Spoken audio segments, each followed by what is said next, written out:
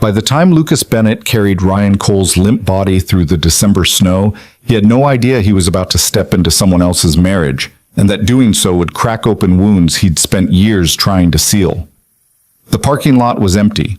Ryan's breath reeked of whiskey. And somewhere across town, a woman named Claire was pacing her living room, phone in hand, wondering if tonight was the night her husband wouldn't come home at all. Lucas could have walked away. Most people would have. But he didn't. What happened next would haunt him, heal him, and remind him that sometimes saving someone else is the only way to save yourself. If you're watching from anywhere in the world, hit that like button and drop a comment with your city. I want to see how far this story travels. Now let's go back to where it all began. The Edgewater Hotel bar had that particular kind of silence that only exists after too many people have already left. It was the kind of quiet that pressed against your chest, broken only by the clink of glasses being stacked and the low hum of a ceiling fan that had probably been spinning since the 80s. The company holiday party had started 4 hours earlier with forced laughter and awkward small talk around a buffet table sagging under the weight of lukewarm appetizers. Now at 11:30, the crowd had thinned to ghosts. Lucas Bennett stood near the coat rack, fishing his keys from his pocket, when he heard it. A low, broken sound that could have been laughter, or something far worse. He turned. Ryan Cole sat hunched at the bar, his shoulders curved inward like a man trying to fold himself into nothing. His tie hung crooked, his shirt collar open, and his hand gripped a tumbler of amber liquid that caught the dim overhead lights. The bartender, a woman with tired eyes and silver streaks in her hair, glanced at Ryan with the weary recognition of someone who'd seen this scene play out 1,000 times before. Lucas hesitated. He didn't know Ryan well, just the husband of Claire Cole, one of the administrative coordinators who worked 2 floors up. They'd exchanged pleasantries at a few office gatherings, the kind of polite nods men give each other when their wives work together. Ryan seemed decent enough, quiet, the kind of guy who laughed at other people's jokes but never told his own. But tonight, Ryan looked like he was barely holding the pieces together. Lucas could have left. His daughter Emma was home with the babysitter, probably curled up on the couch with her stuffed rabbit, waiting for him to tuck her in. At 8 years old, she still insisted on good night stories, still checked under the bed for monsters, still believed her dad could fix anything. He should have been there an hour ago. And yet, Lucas set his keys back in his pocket and walked toward the bar. "Hey," he said quietly, sliding onto the stool beside Ryan. Ryan looked up, his eyes glassy and unfocused. For a moment, Lucas wasn't sure Ryan even recognized him. Then something flickered. Awareness, maybe, or embarrassment. "Lucas," Ryan slurred, his voice thick. "Bennett. The guy with the kid. Emma, right?" "That's right." Ryan laughed, a hollow sound that didn't reach his eyes. "Good dad. Everyone says so. Lucas, the good dad." He lifted his glass in a mock toast, liquid sloshing over the rim. "Must be nice." Lucas didn't respond. He'd learned, in the 3 years since his wife died, that grief had 1,000 faces. Sometimes it looked like anger. Sometimes it looked like this, a man drowning in public while pretending he could still swim. "You okay to get home?" Lucas asked. Ryan waved a hand dismissively. "I'm fine. Totally fine. Just having one more. Or 2. Or..." He trailed off, staring into his glass like it held answers. The bartender caught Lucas's eye and gave a small, almost imperceptible shake of her head. Lucas understood. Ryan wasn't fine. Not even close. "Come on," Lucas said, standing. "Let me give you a ride." "Don't need a ride." "Yeah, you do." Ryan tried to stand and immediately swayed, catching himself on the edge of the bar. Lucas moved quickly, looping Ryan's arm over his shoulder and steadying him. Ryan was heavier than he looked, all dead weight and loose limbs. "I can walk," Ryan mumbled. "Sure you can," Lucas said. "But humor me anyway." The bartender nodded her thanks as Lucas guided Ryan toward the door. The December wind hit them like a fist the moment they stepped outside, sharp and bitter, cutting through Lucas's coat. Snow had started falling an hour earlier, light flakes that swirled in the parking lot lights and gathered in thin drifts along the curbs. Lucas's truck sat at the far end of the lot, a battered gray Ford with a car seat still strapped in the back. He fumbled with his keys, trying to support Ryan with one arm while unlocking the passenger door with the other. Ryan leaned heavily against him, muttering something Lucas couldn't quite make out. Almost there, Lucas said, more to himself than to Ryan. He managed to get the door open and ease Ryan into the seat. Ryan slumped against the headrest, eyes half closed, breath fogging in the cold air. Lucas reached across and buckled the seatbelt, the motion automatic. He'd done it 1,000 times for Emma. The drive to Ryan's house took 15 minutes through empty streets slick with fresh snow. Lucas kept the radio off, the silence broken only by Ryan's uneven breathing and the rhythmic thump of the windshield wipers. He didn't know the address, but Ryan managed to slur out directions between long stretches of silence. Left here. No, wait, right. Yeah, right. You sure? Pretty sure. Maybe. Lucas followed his gut and the faint memories of driving Claire home once after a late work event. The houses grew larger as they moved away from downtown, spreading out behind walls of maple trees and decorative fences. Money neighborhoods where lawns stayed green all summer and nobody's trash cans stayed out past pickup day. Ryan's house appeared at the end of a cul-de-sac, a 2-story colonial with white siding and dark shutters. Warm light glowed behind curtained windows, and a wreath hung on the front door, festive and perfectly centered. It looked like the kind of house where nothing ever went wrong. Lucas knew better.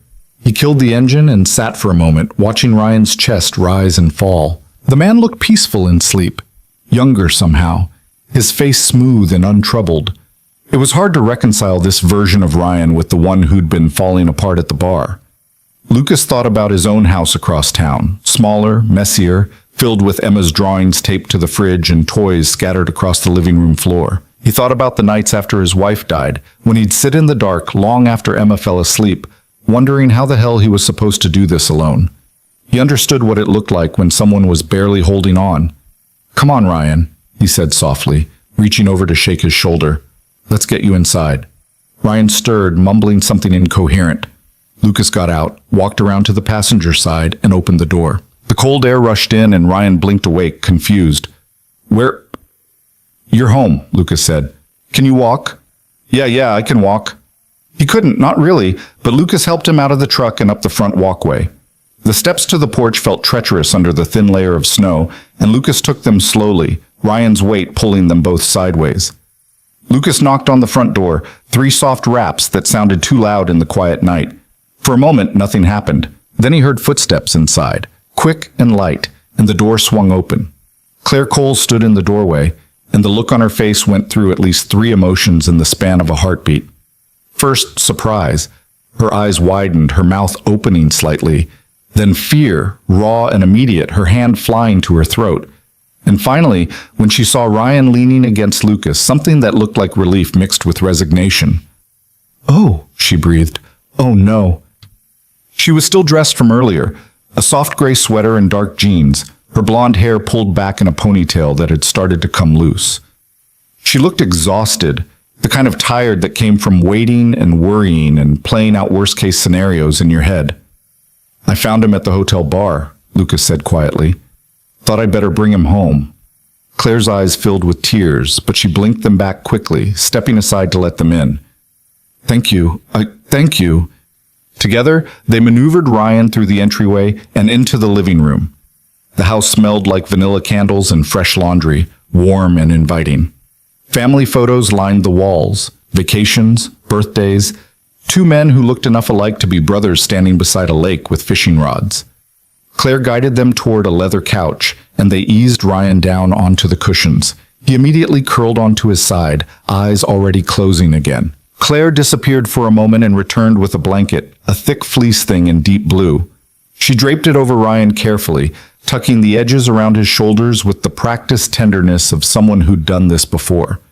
Too many times before, Lucas suspected.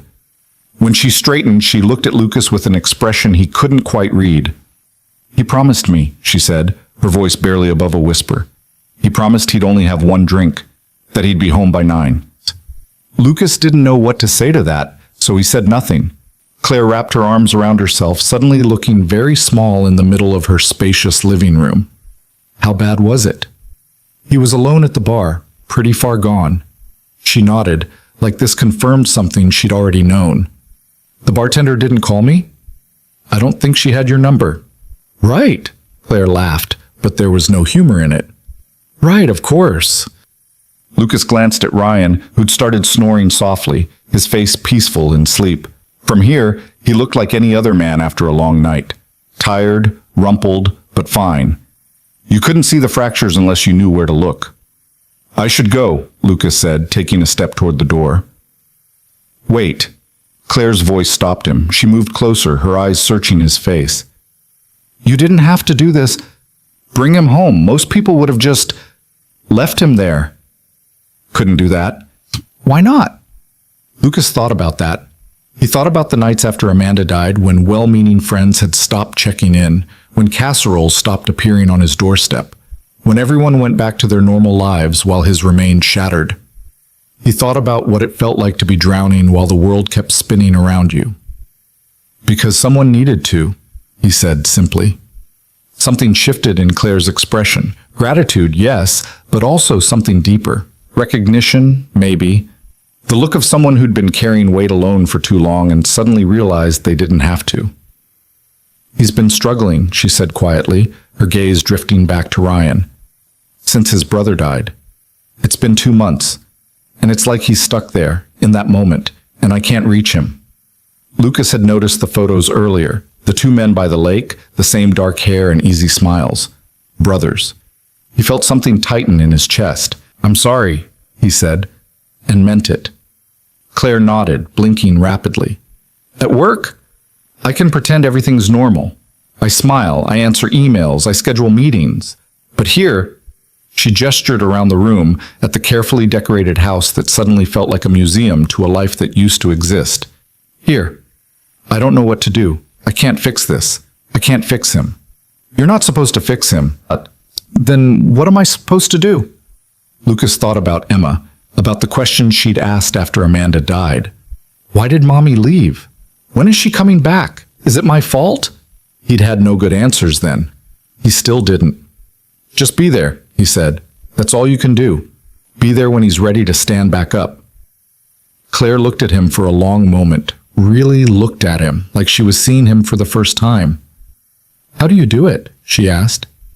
"Everyone at the office talks about you. Single dad, never complains, always has it together. How do you do it?" Lucas almost laughed. If only they knew. If only they saw the mornings he sent Emma to school in mismatched socks because he couldn't find clean ones. If only they heard him crying in the shower where Emma couldn't hear.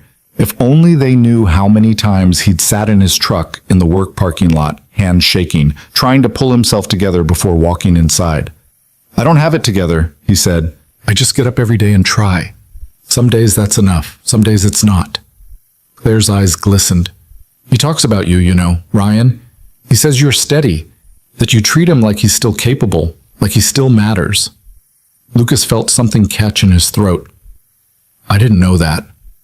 He notices. Even now, even in all of this, he notices kindness. She paused, wrapping her arms tighter around herself.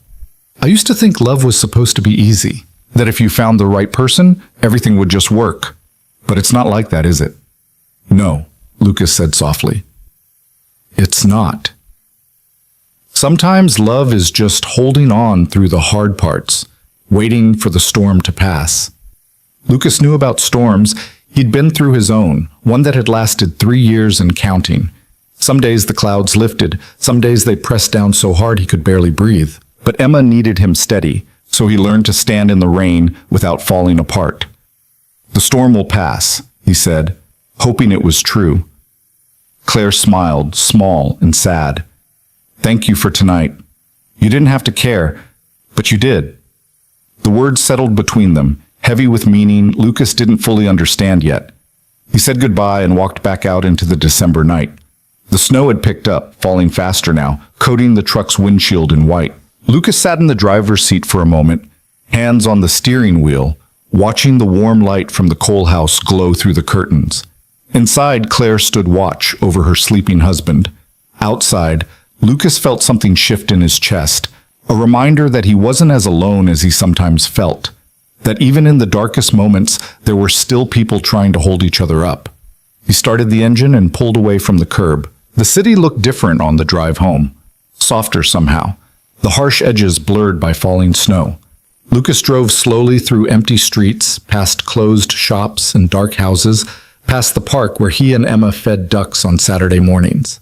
The radio played quiet jazz, and Lucas let his mind wander. He thought about Amanda, about the way she used to wait up for him after late shifts, curled on the couch with a book and a mug of tea that had long gone cold. He thought about the last time he'd seen her, the hospital room bathed in fluorescent light, her hand in his as machines beeped their steady rhythm. He thought about the moment everything stopped, the terrible silence that followed. 3 years, and some days it felt like yesterday. Some days it felt like a lifetime ago. Lucas pulled into his driveway and killed the engine. His house was dark except for the porch light he'd left on and the soft glow from Emma's bedroom window upstairs. The babysitter's car was gone. He'd texted her to leave after 10, said he'd be late. Emma knew the drill. She'd put herself to bed, left the nightlight on, probably fell asleep reading the same book about dragons she'd read a dozen times already. Inside, the house smelled like the pizza they'd had for dinner. Emma's backpack sat by the stairs. Her shoes kicked off haphazardly in the entryway. Lucas hung his coat, locked the door, and climbed the stairs quietly. Emma's room was at the end of the hall, door cracked open, nightlight casting a warm glow across superhero posters and bookshelves stuffed with stories. She was asleep, exactly as he'd imagined, curled on her side, one hand tucked under her pillow, brown hair spread across her face. The dragon book lay open beside her, pages bent where she'd dozed off mid-chapter. Lucas stood in the doorway and felt his chest tighten. This tiny person who looked so much like Amanda it sometimes hurt to look at her was his entire world. Everything he did, every decision he made, every moment he kept himself together, it was all for her. He crossed to the bed and carefully moved the book to the nightstand. Emma stirred, mumbling something in her sleep. Lucas pulled the blanket up over her shoulders and pressed a kiss to her forehead. "Love you, kiddo," he whispered. She didn't wake, but her breathing evened out, peaceful and deep. Lucas backed out of the room and headed downstairs. The kitchen was a mess. Dishes in the sink, homework scattered across the table, Emma's art project half finished with markers still uncapped.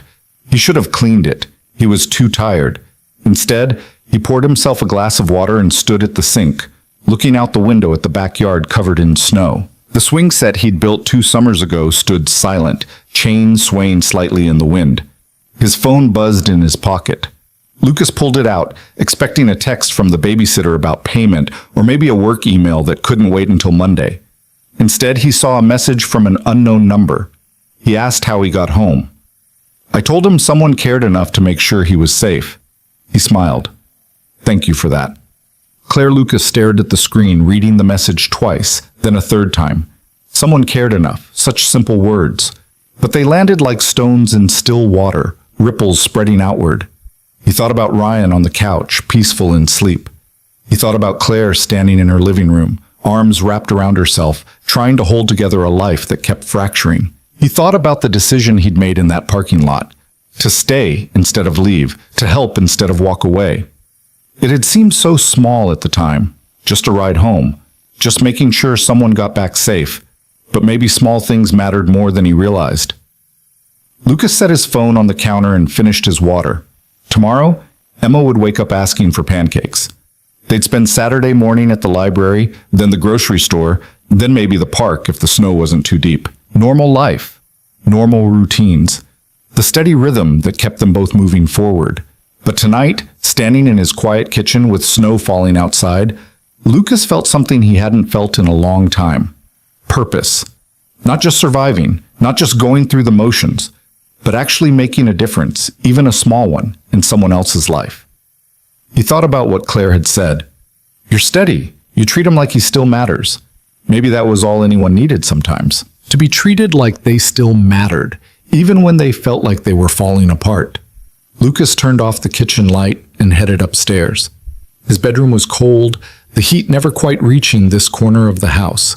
He changed into sweatpants and an old t-shirt, brushed his teeth, and climbed into bed.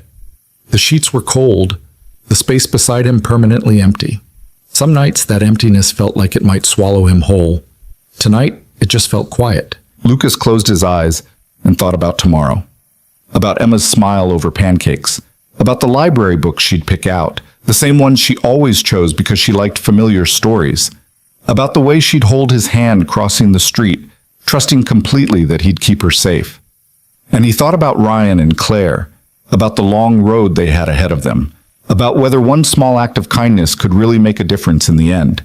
He didn't have the answers. He never did. But he'd shown up. He'd cared. He'd done what he could. And as Lucas drifted off to sleep, snow falling steadily outside his window, he held on to the hope that sometimes, just sometimes, that was enough. The night settled around him, quiet and still. Somewhere across town, Claire sat in her living room watching her husband sleep. Somewhere in the dark, grief was doing its slow, painful work. And somewhere in the space between heartbreak and healing, small moments of kindness were building bridges across impossible distances. Lucas didn't know what Monday would bring. He didn't know if Ryan would remember the ride home, if anything would change, if the help he'd offered would make any lasting difference. But he'd made a choice in that parking lot, and that choice had set something in motion.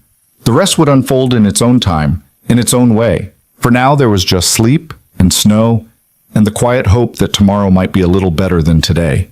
And sometimes, in the middle of winter, in the middle of grief, in the middle of lives that refused to follow any easy path, sometimes that hope was enough to keep moving forward. One small step at a time, one kind act at a time, one decision to show up, even when it would have been easier to walk away. Lucas slept and dreamed of spring. Saturday morning arrived with weak sunlight filtering through gray clouds, the kind of light that made everything look washed out and temporary. Lucas woke to the sound of Emma's footsteps padding down the hallway, deliberate and careful, the way she walked when she was trying not to wake him, but hoping he was already awake. He opened his eyes as his bedroom door creaked open. Emma stood in the doorway, still in her pajamas, hair sticking up on one side. "You're awake," she said, relieved. "I'm awake." Lucas sat up, rubbing his face. "What time is it?" 8:30. You said we could go to the library." "I did say that." He swung his legs out of bed, feet hitting the cold floor. "Pancakes first." Emma's face lit up. "With chocolate chips? Don't push your luck."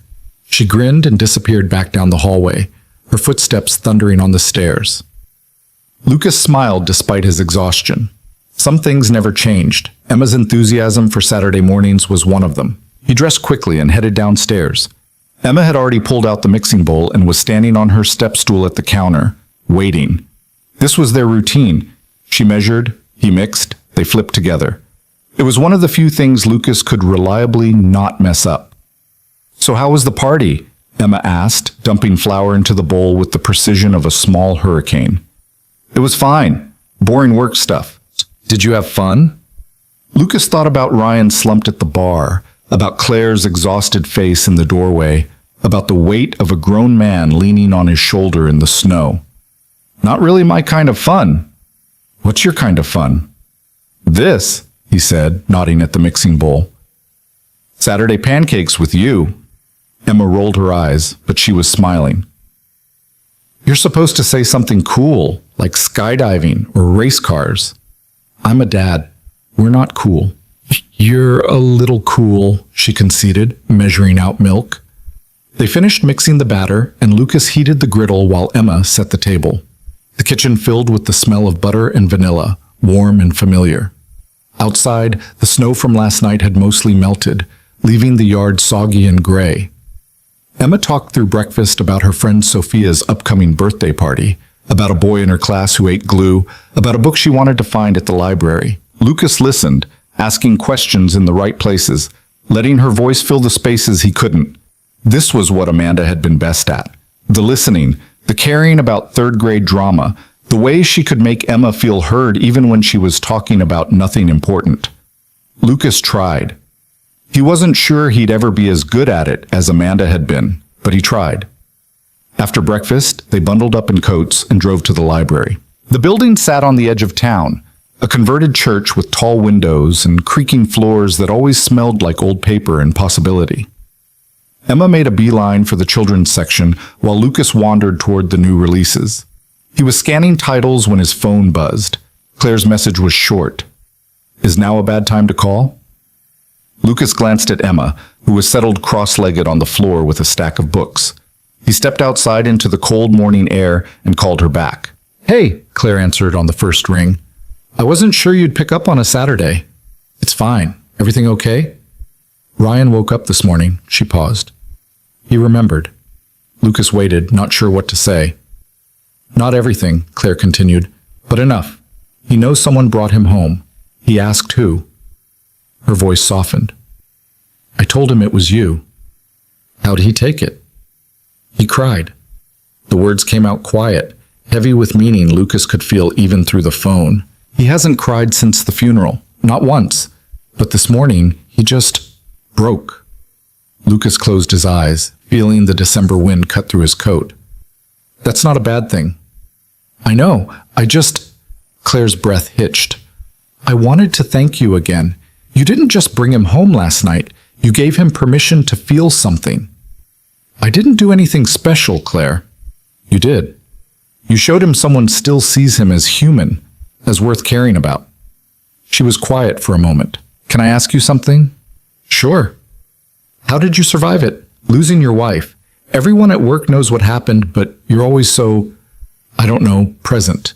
Like you figured something out the rest of us haven't." Lucas laughed, but there was no humor in it. "I haven't figured out anything. Most days I'm just trying not to fall apart in front of my daughter." "But you don't fall apart, I mean. You'd be surprised." Lucas watched a car pull into the parking lot, a young family climbing out, kids racing toward the library entrance. "The truth is, I don't have a choice. Emma needs me functional, so I'm functional. Some days that means faking it until I'm not faking anymore." "That's what I'm trying to do with Ryan," Claire said, "but I don't know if it's working. I don't know if I'm helping or just enabling." "You're loving him through something impossible. That's not enabling, that's just love." Claire was silent for so long Lucas thought the call had dropped. Then she spoke, her voice thick with emotion. "He wants to see you, Ryan. He asked if you'd be willing to meet for coffee or something, said he needs to say thank you in person." Lucas felt something tighten in his chest. He barely knew Ryan. One ride home didn't make them friends, and yet the idea of saying no felt impossible. "Yeah," he heard himself say. "Yeah, of course." "Really? Just tell me when." They settled on Monday after work, a coffee shop near the office. Claire thanked him 3 more times before hanging up, her gratitude so raw it made Lucas uncomfortable. He stood in the cold for another minute, phone in hand, trying to understand what he'd just agreed to. Inside, Emma had moved to a reading nook, curled up with a book about a girl who trained dragons. Lucas sat beside her, close enough that their shoulders touched, and pulled out his own book. But he couldn't focus on the words. His mind kept circling back to Claire's voice, to the weight of what she'd said. "You showed him someone still sees him as human." Was that all it took? Just seeing people? Just showing up when it would have been easier to walk away? They spent another hour at the library before heading to the grocery store. Emma rode in the cart even though she was too big for it, legs dangling over the side, helping Lucas remember items from the mental list he'd inevitably forget half of. They argued good-naturedly about whether Lucky Charms counted as a vegetable and compromised on strawberries as a dessert option. Normal life, normal Saturday. Nothing special. And yet Lucas couldn't shake the feeling that something had shifted, that some invisible line had been crossed, and he couldn't go back to not knowing what he knew now. That night, after Emma was asleep, Lucas sat on the back porch despite the cold. The yard stretched out before him, dark and quiet. The swing set a shadow against shadows. He thought about Amanda, about the way she used to sit right here with him on summer nights, feet propped on the railing, talking about nothing and everything. What would she think of all this? Of him getting involved in someone else's marriage, someone else's grief? He thought she'd approve. Amanda had always been the one to notice when people were struggling, to bring meals to sick neighbors, to remember birthdays nobody else remembered. She'd been good at caring in ways Lucas was still learning. His phone buzzed. Another message from Claire. Ryan's having a rough night, but he's talking, really talking, for the first time in months. Thank you doesn't seem like enough. Lucas typed back, "You don't owe me anything." Her response came immediately. "Maybe not, but I'm grateful anyway." Sunday passed in its usual rhythm. Church in the morning, a small congregation where Emma went to Sunday school, and Lucas sat in the back pew trying to find comfort in familiar hymns. Lunch at the diner where Emma always ordered grilled cheese and always left the crusts. An afternoon at the park pushing Emma on the swings until his arms ached. He didn't hear from Claire again until Monday morning. The message came while Lucas was shaving, Emma shouting from downstairs that she couldn't find her math homework. Ryan's nervous about tonight. Just wanted you to know. He's afraid he won't find the right words. Lucas wiped shaving cream from his face and typed one-handed. Tell him there's no pressure, just coffee. But as the day wore on, Lucas felt his own nerves building. He sat through meetings without absorbing anything, responded to emails on autopilot, watched the clock tick toward 5 with a strange mixture of anticipation and dread. At 4:30, he texted the babysitter to pick up Emma from school. At 4:45, he grabbed his coat. At 5 exactly, he was walking into the Riverside Coffee House, a small place with mismatched furniture and local art on the walls. Ryan was already there, sitting at a corner table with 2 cups of coffee. He looked better than he had Friday night, showered, shaved, wearing a clean button-down shirt, but his eyes carried the weight of someone who hadn't slept well in weeks. He stood when he saw Lucas, and for a moment, neither of them knew what to do. "Hey," Ryan finally said. "Hey." They shook hands, awkward and formal, then sat down. Ryan pushed one of the coffee cups across the table. "Black, right? Claire said you take it black." "Yeah, thanks." Lucas wrapped his hands around the cup, grateful for something to hold. Ryan stared into his own coffee like it might tell him how to start. "I don't really remember Friday night. Not most of it anyway, but Claire told me what you did. It was just a ride home." "It wasn't just a ride." Ryan looked up and Lucas saw tears gathering in his eyes. "You could have left me there. You should have left me there. But you didn't. Anyone would have done the same." "That's not true." Ryan's voice cracked. "People walk past people like me every day. Drunk guy at a bar? Not their problem. But you made it your problem." Lucas didn't know what to say to that, so he drank his coffee and waited. Ryan took a shaky breath. "My brother died 2 months ago, Marcus. He was 41. Heart attack in his sleep. No warning, no goodbye, just gone." He wiped at his eyes roughly. "We were supposed to go fishing that weekend. I canceled because of work. And then he was dead, and I never got to tell him." He couldn't finish. The words dissolved into something raw and broken. Lucas waited, letting Ryan have the space to fall apart. He understood this. The guilt. The what-ifs. The terrible arithmetic of last chances that didn't come.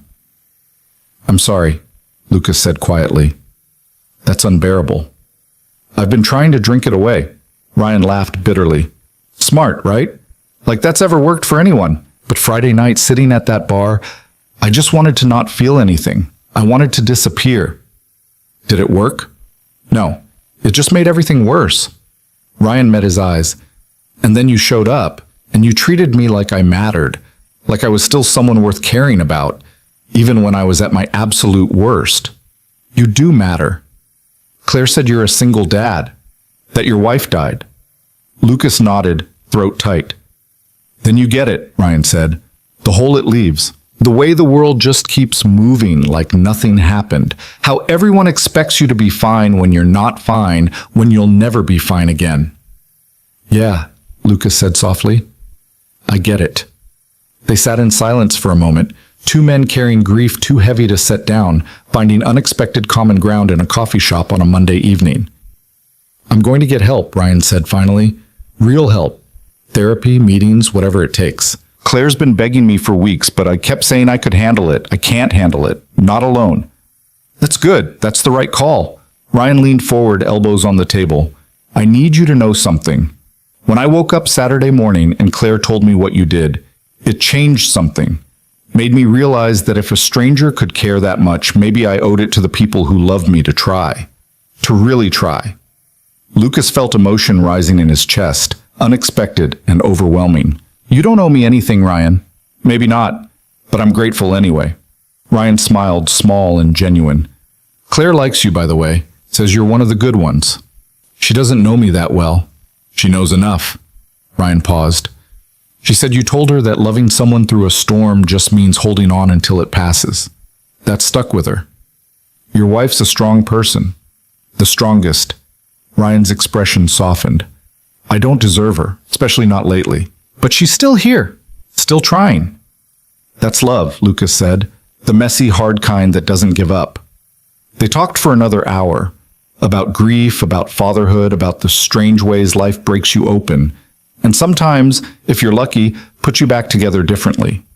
Ryan talked about Marcus, about fishing trips and inside jokes, about the way his brother could fix anything with duct tape and optimism. Lucas talked about Amanda, about her laugh, about the way she sang off key in the car, about how Emma was starting to forget her voice. It wasn't easy conversation, but it was honest. And in the honesty, something shifted between them. A connection forming in the space where two broken people recognized each other's pain. When they finally stood to leave, Ryan extended his hand again. This time Lucas took it and pulled him into a brief, tight hug. "Thank you," Ryan said into his shoulder, "for seeing me when I couldn't see myself." Lucas drove home with the windows down despite the cold, letting December air clear his head. Emma was already in her pajamas when he walked in, the babysitter packing up her things. "How was your day?" he asked Emma after the babysitter left. "Good. We had a substitute teacher who let us watch a movie." She paused. "You look sad." Lucas sat down on the couch, and Emma immediately curled up beside him. "Not sad, just thinking. About Mommy?" "A little." Emma was quiet for a moment, her small hand finding his. "I think about her too, especially when I'm going to sleep. I try to remember what her voice sounded like." Lucas felt his chest constrict. "Yeah? Sometimes I can. Sometimes I can't." Emma looked up at him with Amanda's eyes. "Is that bad?" "No, sweetheart. That's just what happens. Memories fade, but that doesn't mean the love does." "Do you still love her?" "Every day." Emma nodded, satisfied with this answer, and snuggled closer. They sat like that for a long time, father and daughter holding each other in the quiet house, the weight of absence familiar, but no longer quite so crushing. Later, after Emma was asleep, Lucas's phone buzzed. "Claire, Ryan came home different tonight. I don't know what you said to him, but thank you." Lucas. "He said what he needed to say, that's all." Claire. "He's upstairs calling therapists, actually making appointments. I can't remember the last time I felt hope." Lucas stared at that word. Hope. Such a fragile thing, so easily crushed, but also resilient, stubborn, refusing to die even when it should. Lucas. "That's good. I'm glad." Claire. "Can I ask you something personal?" Lucas. "Sure." Claire. "How do you do it? Keep going when everything feels impossible." Lucas thought about that. About morning pancakes and library trips. About Emma's laugh and the way she still checked under her bed for monsters. About small moments that added up to something like a life. Lucas. "I don't know if I have a good answer. I just wake up every day and try. Sometimes that's enough." Claire. "Sometimes I think trying is all we have." Lucas. "Then we keep trying." The conversation ended there, but Lucas sat with his phone for a long time afterward, thinking about the strange paths that led people to each other. A work party he almost skipped. A man drowning in grief at a hotel bar. A single decision to stay instead of leave. None of it felt extraordinary, but maybe extraordinary wasn't the point. Maybe the point was just showing up. Just caring when it would be easier not to. Just holding on when everything screamed to let go. Lucas thought about Amanda, about the life they'd built together and the life he was building without her. About Ryan and Claire fighting through their own darkness. About Emma upstairs, dreaming whatever 8-year-olds dreamed, trusting absolutely that tomorrow would come and her dad would still be there. The weight of all that trust, Emma's, Claire's, Ryan's, should have felt crushing. Instead, it felt like purpose. Like a reason to keep getting up, keep trying, keep believing that broken things could still hold together if you refuse to let them fall apart. Lucas turned off the lights downstairs and headed up to bed. His room was cold, the space beside him empty as always. But tonight, that emptiness felt different. Less like loss and more like space. Room for new connections, new purposes, new ways of mattering in the world. He thought about Ryan's words. "You treated me like I mattered. Like I was still someone worth caring about." Wasn't that what everyone needed? just to be seen, just to matter, just to know that someone out there gave a damn whether they made it home safe. Lucas pulled the covers up and closed his eyes. Tomorrow, Emma would want pancakes again. Tomorrow, there would be work emails and school pickups and the endless rhythm of single parenthood. Tomorrow, Ryan would probably call a therapist. Tomorrow, Claire would probably breathe a little easier. And maybe, somewhere in all those tomorrows, the storm would pass. The grief would soften. The broken pieces would find new ways to fit together. Or maybe not. Maybe the storm lasted forever. Maybe grief never really left. Maybe broken stayed broken. But either way, people kept trying, kept showing up, kept holding on. And that, Lucas thought as sleep pulled him under, might be the bravest thing anyone could do. The night settled around him, quiet and still. Across town, Ryan and Claire lay in bed holding hands, a fragile peace settling between them. Somewhere in the dark, grief was still doing its work, but it wasn't alone anymore. Hope was there too, stubborn and small, refusing to be extinguished. Lucas dreamed of Amanda that night, but for the first time in months, it wasn't a nightmare. It was just a memory, her smile, her laugh, the way she used to kiss Emma's forehead before bed. When he woke Tuesday morning to Emma jumping on his bed, the grief was still there. It always would be. But so was the hope. And for now, that balance felt like enough. The weeks that followed moved like water finding its level, slowly, inevitably, reshaping everything in their path. Lucas watched the changes from a distance at first, small shifts that only became visible when you knew where to look. Ryan started leaving the office at 5 instead of 7. The coffee he carried in the morning smelled like coffee again, not whiskey masked with breath mints. He smiled more in meetings, contributed ideas instead of just nodding along. Claire, when Lucas passed her in the hallway, looked lighter somehow, like she'd been carrying stones in her pockets and had finally set them down. Lucas didn't seek updates. He went about his work, picked up Emma from school, made dinners that were sometimes edible and sometimes creative disasters. Life continued in its familiar patterns, but Claire texted him occasionally. Brief messages, always late at night when Ryan was asleep. He went to his first therapy session today. Came home exhausted but relieved. 3 weeks without a drink. I bought him his favorite dinner to celebrate. He laughed today. Really laughed. I'd forgotten what that sounded like. Lucas always responded the same way. Simple encouragement, no grand statements. He wasn't a therapist or a counselor. He was just someone who'd shown up once when it mattered, and somehow that had been enough to tip the scales. It was the 3rd week of January when Claire asked to meet him for lunch. The message came on a Wednesday morning while Lucas was trying to explain fractions to Emma before school. I know this is forward, but could we talk? Just the two of us? There's something I need to say. Lucas stared at the message, something uneasy stirring in his chest. He typed back, Sure. When? Today? Noon? That place on 5th Street?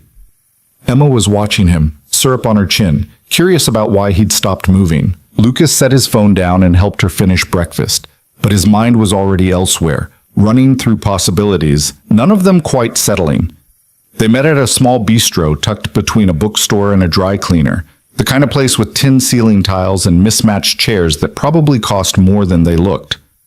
Claire was already there when Lucas arrived, sitting at a table by the window, hands wrapped around a cup of tea.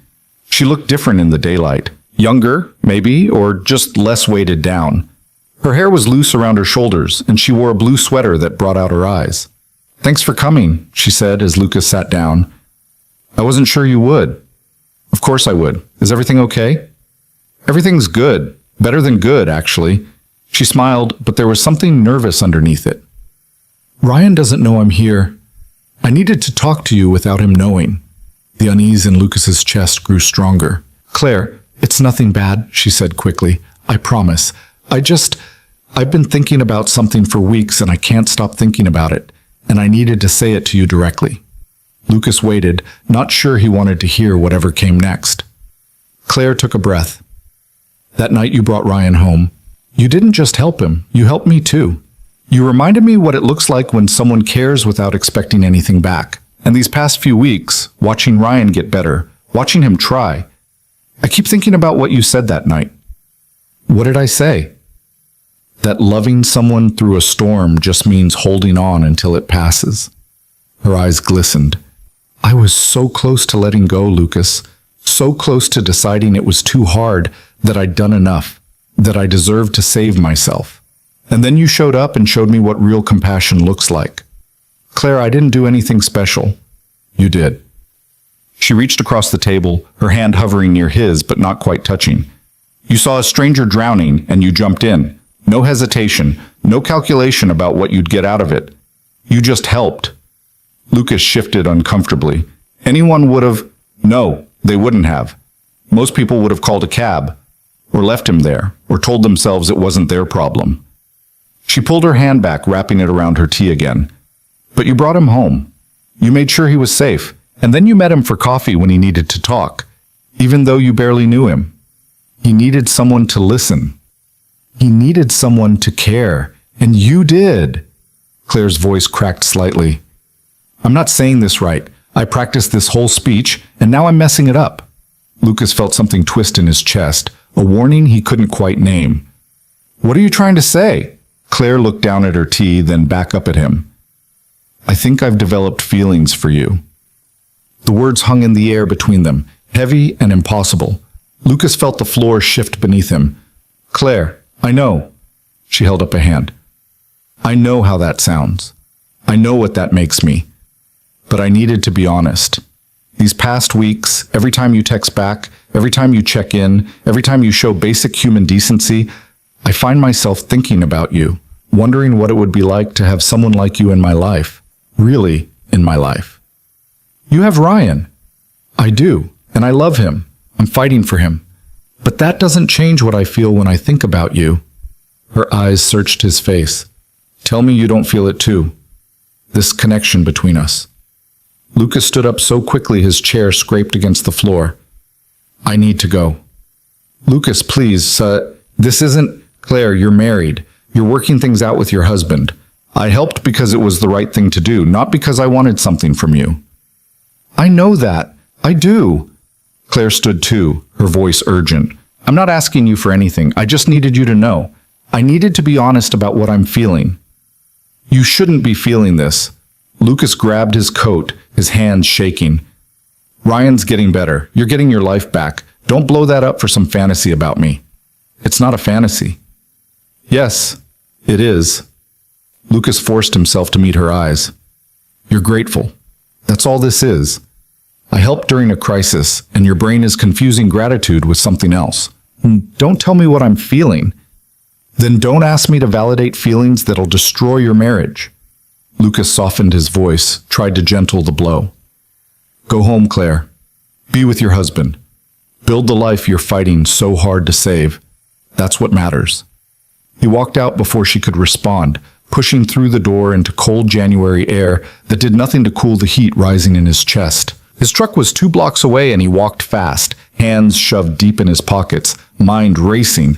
What the hell had just happened? He'd helped someone. That was all. A simple act of basic human decency. And now somehow it had twisted into this. Into feelings and confessions and everything he hadn't asked for and didn't want. Lucas sat in his truck for 10 minutes, hands gripping the steering wheel, trying to slow his breathing. His phone buzzed. He didn't look at it. It buzzed again and again. Finally, he grabbed it. 3 messages from Claire. I'm sorry. That was unfair. You're right. I'm confused and grateful and probably projecting. Please don't tell Ryan, please. It would destroy him. Lucas threw his phone onto the passenger seat and started the engine. He needed to get back to work, back to normal, back to a world that made sense.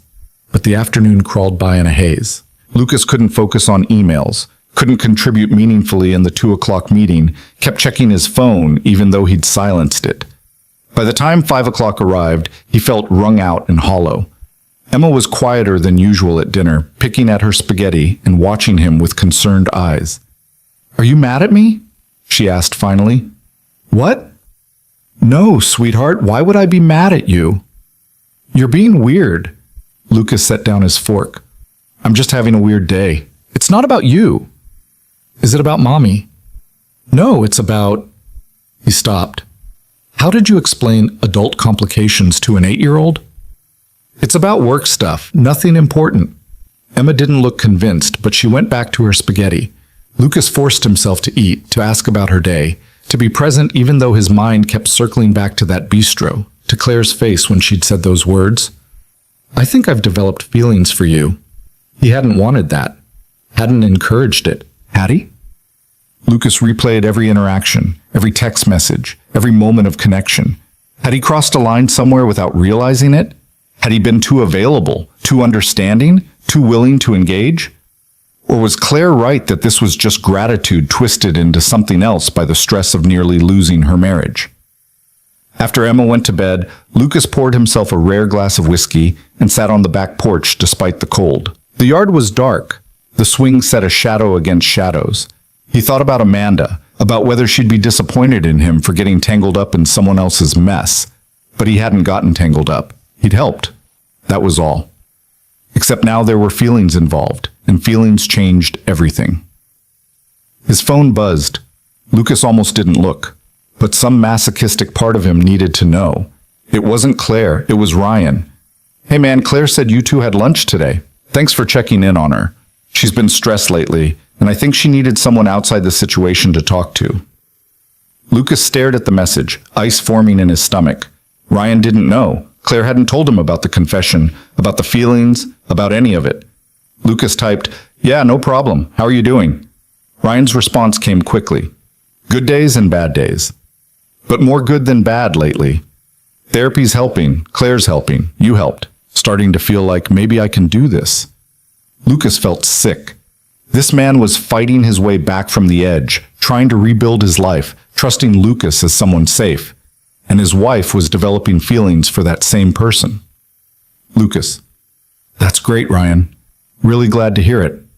Ryan: "Claire thinks the world of you, says you're one of the most genuine people she's ever met." Lucas didn't respond to that. He couldn't. Ryan: "Anyway, just wanted to say thanks for everything, for giving a damn when you didn't have to." Lucas set his phone down and finished his whiskey in one burning gulp. The right thing to do was clear. He needed to distance himself. Stop responding to Claire's messages. Decline any future coffee invitations. Let this family heal without him in the picture. But some part of him resisted that conclusion. Ryan was doing better in part because Lucas had shown up. Pulling away now might send the wrong message. Might make Ryan think he'd done something wrong. Lucas was still wrestling with these thoughts when his phone rang. Not a text this time. An actual call. Claire's name lit up the screen. Lucas almost didn't answer, but something made him pick up. "Don't hang up," Claire said immediately. "Please, I know you don't want to talk to me right now, but I need you to hear this. Claire, I told Ryan." The words came out in a rush. "About what I said to you, about the feelings, about all of it." Lucas felt his world tilt. "You what?" "I couldn't lie to him. Not after everything we've been through. Not when he's trying so hard to be honest with me." Her voice shook. "So I told him, tonight, after dinner, I told him everything." Jesus, Claire. He was hurt, so hurt. But he didn't yell. He just asked why. She was crying now. Lucas could hear it. "And I told him the truth, that you reminded me what it feels like to be seen, to matter. That somewhere in the chaos of trying to save him, I'd lost sight of myself and you made me feel visible again." Lucas closed his eyes. "What did he say?" "He said he understood, that he'd failed me, that he'd been so buried in his own grief, he forgot I was grieving too." Claire's breath hitched. "And then he apologized. Lucas, he apologized to me for my feelings about you." "That's not, he shouldn't have to apologize for that." "I know, that's what I told him, but he said something that stopped me cold." She paused. "He said that you've never been anything but honorable, that if I developed feelings, it was because you showed us both what real integrity looks like, and that he couldn't be angry at me for wanting what he's been trying to become." Lucas didn't know what to say to that. "We talked for hours," Claire continued. "Really talked. About his brother, about the drinking, about how close we came to losing everything. And about you. About the impact you've had without even trying." "Claire, I don't want to be the reason." "You're not. You're the catalyst maybe, but not the reason." Her voice steadied. "Ryan and I decided something tonight. We're going to fight for our marriage. Really fight. Couples therapy, date nights, the whole thing. We're going to rebuild what we almost lost." "That's good. That's what you should do. But we also agreed that I need to be honest with you, and with myself. Claire took a shaky breath. I do have feelings for you, Lucas. Real ones. But they're not bigger than my love for Ryan. They're not worth destroying what we're trying to build. And mostly, they're a reflection of what I need to find in my own marriage again. Being seen, being valued, being treated like I matter. Lucas felt emotion rising in his throat. You do matter, Claire. You always have. I know that now, because you showed me. But I need Ryan to show me too. And he wants to. He's trying to. She paused. This is me saying goodbye. Not to the friendship. Ryan wants you in our lives, and so do I. But to whatever else I was feeling, or thought I was feeling. I know, you never encouraged it. You never crossed a line. You've been nothing but decent through all of this. Claire laughed, but it sounded sad. That's probably why I felt it in the first place. You're a good man, Lucas Bennett. Your wife knew that. Your daughter knows that. And now Ryan and I know it too. They sat in silence for a moment, the phone line crackling softly between them. For what it's worth, Lucas said finally, I think Ryan's lucky to have you. And I think you're doing the right thing. I hope so. Claire's voice was small. I'm scared, Lucas. Scared that trying won't be enough. Scared that we're too broken to fix. You're not broken. You're just bent.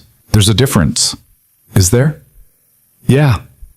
Lucas thought about his own life, about the 3 years since Amanda died, about all the ways he'd been bent and beaten and forced into new shapes.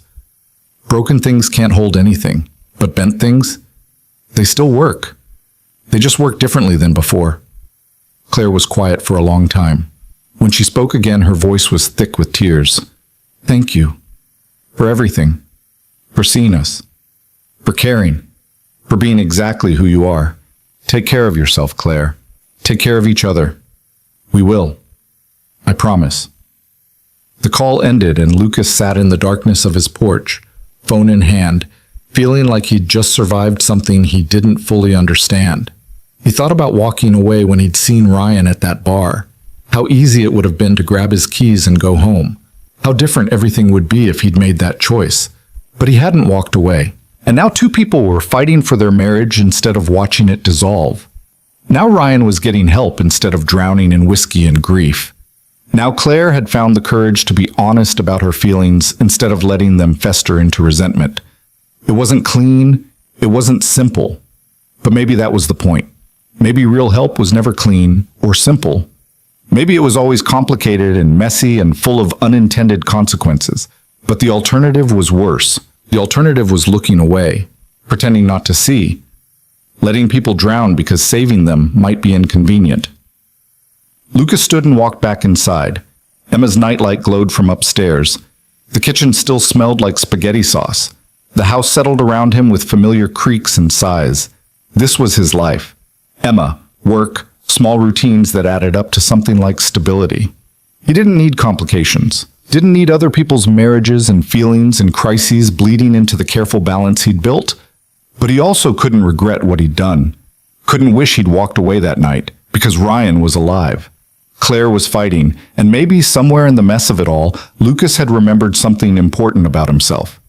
That he was still capable of making a difference. Still capable of caring about people beyond his own small circle. Still capable of being the kind of man Amanda had loved. Someone who showed up, who helped, who refused to look away from suffering just because it was easier. His phone buzzed one more time that night. Ryan's message was simple. Claire told me about lunch, about what she said. I'm not mad at you, man. You didn't do anything wrong. Just wanted you to know that. Lucas typed back. Thanks. How are you doing with it all? Ryan. Honestly, it hurts, but also I get it. She needs things I haven't been giving her. That's on me to fix. Lucas. You're doing the work. That's what matters. Ryan. Yeah, we both are. Starting couples therapy next week. Lucas. That's good. Really good. Ryan. You still good for that coffee next month? I know things are weird now, but I'd like to stay in touch, if that's okay with you. Lucas hesitated. The smart thing would be to distance himself. Let this family heal without him in the picture. But Ryan was reaching out, trying to hold on to something solid, while everything shifted around him. Lucas. Yeah, we're good. Coffee sounds great. Ryan. Thanks, man. For everything. For being solid when I wasn't. For treating my wife with respect when she was confused. For giving a damn. Lucas stared at those words for a long time. He'd never set out to be anyone's hero. He'd just tried to help. But somehow, in the trying, he'd become something to these people. A reminder that decency still existed. That people still cared. That showing up mattered, even when it was hard. He went upstairs and checked on Emma. She was asleep, curled around her stuffed rabbit, face peaceful in the glow of her nightlight. Lucas stood in the doorway and felt his chest tighten with love so fierce it almost hurt. This little person depended on him completely, trusted him to keep showing up, keep trying, keep being the dad she needed, even when he had no idea what he was doing. And he would. Every single day. No matter what. Lucas pulled her door almost closed and went to his own room. The bed was cold, the space beside him empty as always. But tonight, that emptiness felt different. Less like absence and more like clarity. He understood now what Amanda had tried to teach him when she was alive. That love wasn't about grand gestures or perfect moments.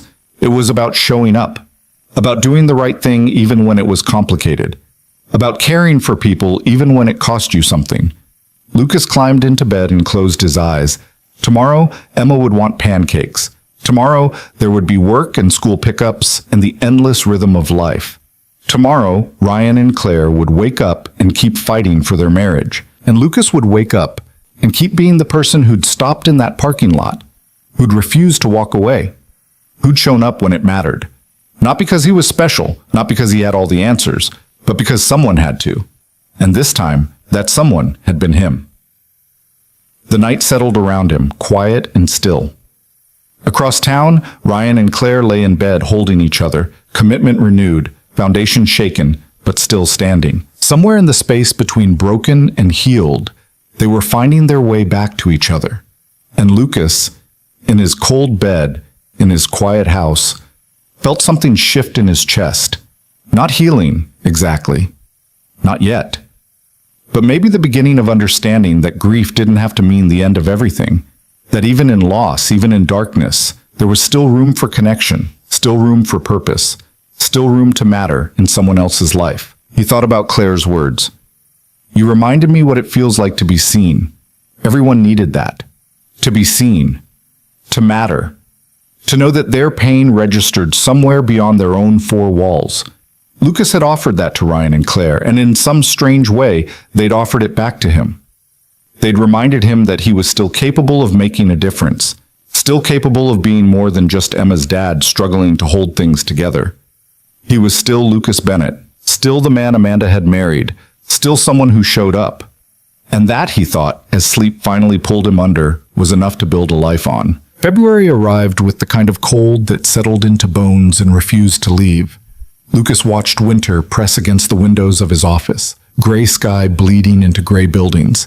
Everything muted and waiting for spring that felt impossibly far away. The weeks since Claire's confession had passed in careful distance. No late-night texts, no lunch invitations. Just occasional updates from Ryan about therapy sessions and small victories.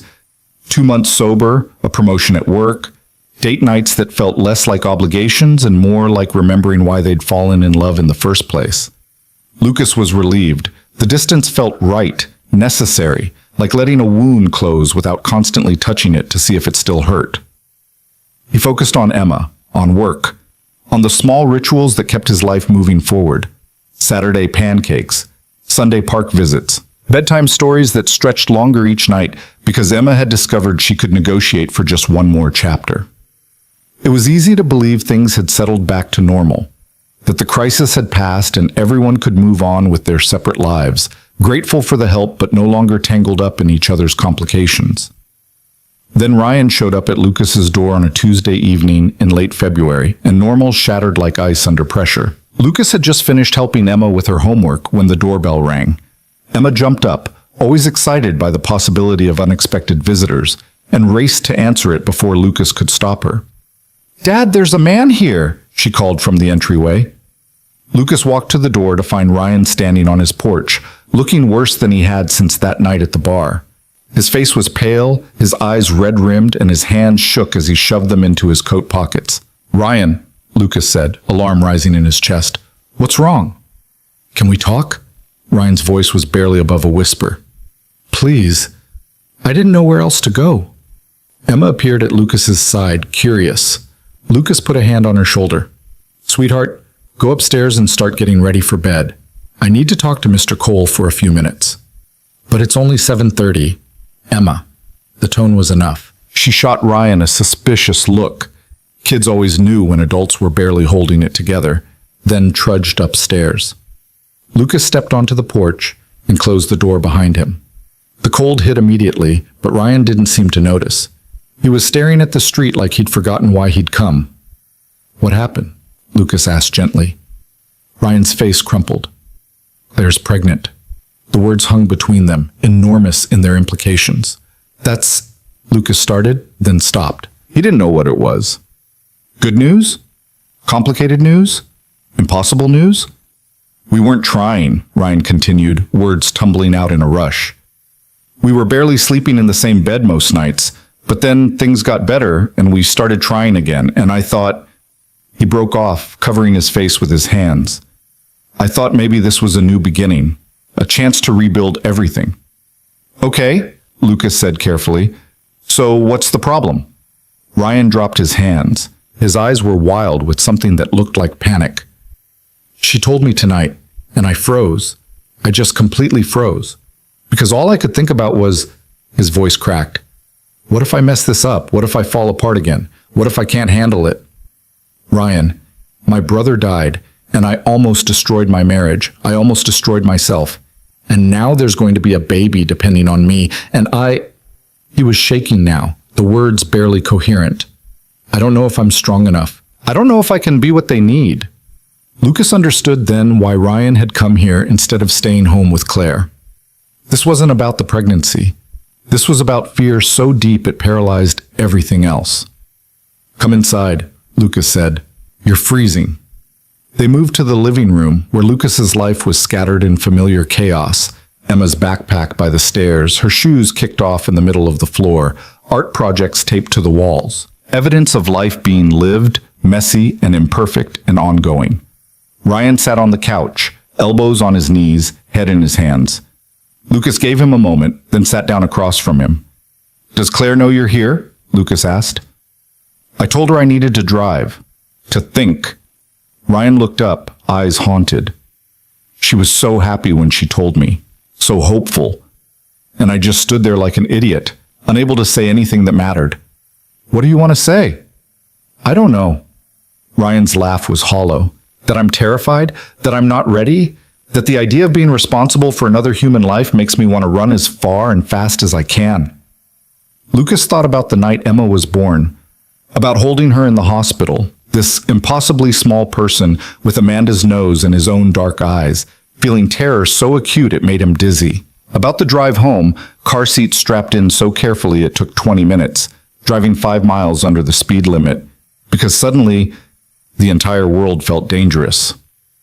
I felt that way too, Lucas said quietly. When Emma was born, Amanda had to do everything those first few weeks because I was convinced I'd break her. Ryan looked up. Really? Really? I was 32 years old, supposedly an adult, and I couldn't change a diaper without calling my mother for instructions. Lucas smiled at the memory. Fear doesn't make you a bad parent, Ryan.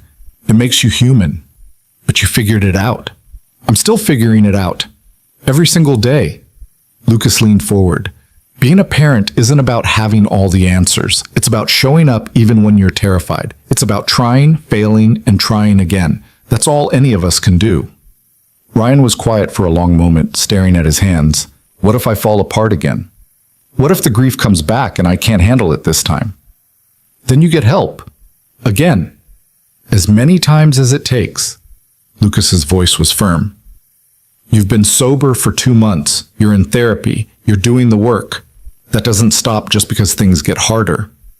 But a baby is just another reason to keep fighting. Lucas thought about the months after Amanda died, about how Emma was the only thing that kept him getting out of bed. When you're drowning in your own pain, sometimes having someone else to live for is what saves you. Ryan looked at him with something like desperation. How do you do it? Raise a kid alone without falling apart? I fall apart all the time, Lucas admitted, just not in front of Emma. I cry in the shower, I scream in my truck on the way to work. I call my sister at 2 in the morning when I can't sleep. But then Emma wakes up and needs breakfast, and I pull myself together because she needs me to. And that's enough? It has to be. Lucas paused. Look, I'm not going to tell you this is going to be easy. Parenting is the hardest thing you'll ever do, and doing it while dealing with grief makes it exponentially harder. But Ryan, you're not alone. You have Claire, you have your therapist. You have people who care about whether you make it through this. I have you. The question was tentative, almost childlike. Lucas felt something tighten in his chest. After everything with Claire, after the distance he'd carefully maintained, the last thing he wanted was to get more involved in this family's life. But Ryan was sitting in his living room asking for help, and Lucas couldn't turn him away. Yeah, Lucas said softly. You have me. Ryan's shoulders sagged with relief. I need to go home. I need to tell Claire. He stood abruptly, then sat back down just as quickly. What do I tell her? The truth. That you're scared, that you froze, but that you're not running away. I'm not? Are you? Ryan considered that. No, I don't think I am. Then tell her that. Tell her you're terrified but committed, that you're going to need help but you're not giving up. Lucas stood. And Ryan? Congratulations, this is good news. Don't let fear steal that from you. Ryan stood too, and without warning pulled Lucas into a fierce hug. Lucas froze for a second, then returned it, feeling the other man's fear and hope and gratitude pouring out in trembling shoulders and ragged breathing. Thank you, Ryan whispered, for not giving up on me. I never gave up on you. I know. That's what makes this all... Ryan pulled back, wiping his eyes. I should go. Claire's probably worried. Lucas walked him to the door. The night had gotten colder, stars sharp and clear against a black sky. Ryan paused on the porch steps. Lucas? He turned back. When the baby comes, would you consider being the godfather? The question landed like a stone in still water, ripples spreading outward. Ryan, I don't think... I know it's a lot to ask. I know things have been complicated with Claire, but you're the person I think about when I imagine the kind of man I want to be, the kind of father I want to be. Ryan's voice steadied. You showed up when no one else did. You treated me like I mattered when I couldn't see any reason why I should. That's who I want in my kid's life. Lucas didn't know what to say. The weight of what Ryan was offering, the trust, the responsibility, the permanent connection to this family felt enormous. You don't have to answer now, Ryan said quickly. Just think about it, please. Lucas nodded, not trusting his voice. Ryan walked to his car and Lucas watched him drive away, red taillights disappearing into the February darkness. He stood on his porch for a long time after, feeling the cold seep through his clothes, trying to process what had just happened. Upstairs, Emma called his name. Lucas went inside and climbed the stairs to find her already in bed, covers pulled up to her chin. Is Mr. Cole okay? She asked as Lucas sat on the edge of her bed. He will be. He just needed someone to talk to. Why'd he come here? Doesn't he have other friends? Lucas thought about that. Sometimes you need to talk to someone who understands what you're going through. Someone who's been there. Emma considered this. Like how I talk to Sophie about school stuff because she goes to my school? Exactly like that. Was he sad about his brother? A little, but also scared about something new that's happening. Emma sat up straighter. What new thing? Lucas hesitated, then decided there was no point in keeping it secret. He and his wife are going to have a baby. Really? Emma's face lit up. That's so exciting. Why would he be scared about that? Because babies are a big responsibility. They change everything, and sometimes change is scary even when it's good. Emma thought about this with the seriousness only 8-year-olds could muster. Were you scared when I was born? Terrified. But you didn't run away. No, Lucas said softly. I didn't run away.